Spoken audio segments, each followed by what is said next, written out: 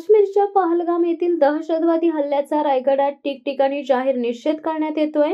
नागोठण्यात देखील छत्रपती शिवाजी महाराजांना अभिवादन करून मुस्लिम नागरिकांनी या घटनेचा तीव्र शब्दात निषेध व्यक्त केले। हातात तिरंगा ध्वज घेऊन नागोठणे बाजारपेठेतून रॅली काढण्यात आली। यावेळी भारत माता की जय, वंदे मातरमच्या घोषणा देऊन परिसर दणाणून काढले। 22 तारखेला काश्मीरमध्ये जो आतंकवाद्यांकडून भ्याड हल्ला करण्यात आला, सर्वप्रथम आम्ही कर्जत शहराचे सर्व मुस्लिम बांधव या भ्याड हल्ल्याचं खंडन करतो आणि जाहीर निषेध करतो। हा जो हल्ला भारतावर जो आतंकवाद्यांनी चढवला आणि त्यामध्ये भारतातली जे 27 निष्पाप लोकांचा जो बळी गेला, त्या सगळ्या गोष्टींना एवढ्या चुकीच्या वाटा फुटलेल्या आहेत का तिथे ज्यावेळेस ही घटना घडत होती, तर घटना घडत असताना आतंकवाद्यांनी तिथे जात आणि धर्म विचारून त्या निष्पाप लोकांचा बळी घेतला। आणि ज्यावेळेस हा प्रकार घडत असताना आमच्या मायमाऊली ज्या तिथे फिरायला गेल्या होत्या पर्यटना क्षेत्रावरती, त्यांचं कुंकू पुसण्याचं काम जे या आतंकवाद्यांनी केलेलं आहे, आम्ही त्या सर्व आतंकवाद्यांचा आणि त्यांच्या संघटनांचा जाहीर निषेध व्यक्त करतो। भारत देशाचे प्रधानमंत्री आदरणीय मोदी साहेब, आम्ही त्यांना विनंती करतो का जसे पुलवामा हल्ला, तसेच उरीचा हल्ला, हा हल्ला होत असताना ज्यावेळेस आपल्या इंडियन गव्हर्नमेंटने त्यांना पाकिस्तानात जाऊन खदेडून त्या सगळ्यांना ज्या प्रकारे त्यांना खात्मा केला, त्यांना सगळ्यांना मृत्युमुखी पाडलं, असा हा सर्व जो आतंकवाद आहे हा आपल्या इंडियन गव्हर्नमेंटने सगळा संपवण्यात आला पाहिजे।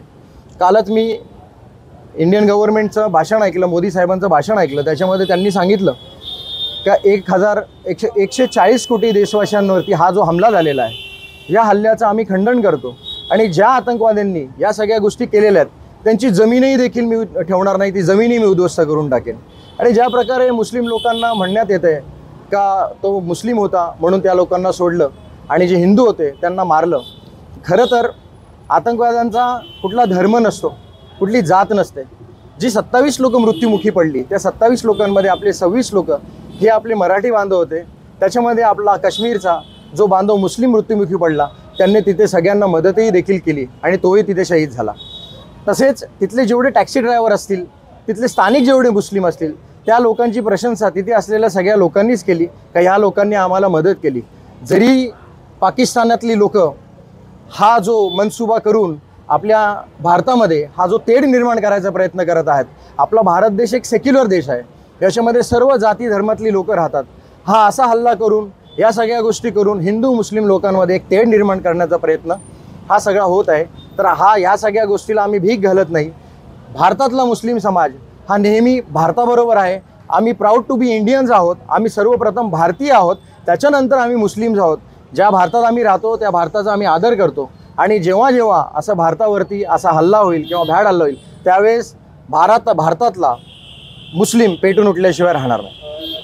हल्ला होऊन 3 दिवस उलटले आहेत, तुम्हाला निषेध व्यक्त करण्यासाठी इतका वेळ का लागला? खरं तर 22 तारखेला हा जो हल्ला झाला, 22 तारखेला 2:30 वाजता हल्ला झाल्यानंतर पूर्ण भारतामध्ये या सगळ्या गोष्टी कळण्यात आल्या मीडियाच्या मार्फत। त्यावेळेस कळतच नव्हतं नक्की काय झालेलं आहे आणि त्या गोष्टी कळण्यासाठी थोडा उशीर झाला। कर्जत शहरामध्ये बहुसंख्य मुस्लिम राहत नाही, किरकोळ मुस्लिम समाज आहे, जास्तीत जास्त आपल्याकडे मराठी समाज आहे। आपला शुक्रवारी असलेला नमाज, या नमाजामध्ये बाहेरून देखील आपले मुस्लिम समाजातली लोक येतात।